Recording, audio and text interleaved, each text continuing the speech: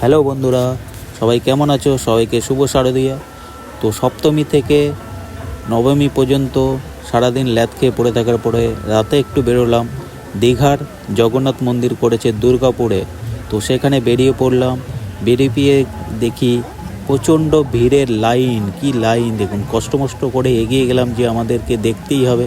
যাই হোক, এখনও দীঘার মন্দিরটা দেখিনি, তাহলে যদি এই মন্দিরটা দেখা যায়। তো কষ্ট করে ভেতরেও ঢুকলাম, কিন্তু ভেতরের যা অবস্থা, বাপ রে বাপ, আর দেখা হলো না। তো কি করব, পাশে একটা মন্দিরে চলে গেলাম। সেখানকার মণ্ডপের কিছু দৃশ্য দেখলাম, ভালো লাগলো। কিন্তু খুব ইচ্ছা ছিল জগন্নাথ মন্দিরে দেখব, কিন্তু দেখা হলো না, আর তোমাদেরকেও দেখাতে পারলাম না। তো তোমাদেরকে এই পাশে আর একটি মণ্ডপ, সেটা দেখালাম। সবাই ভালো থেকো, সুস্থ থেকো।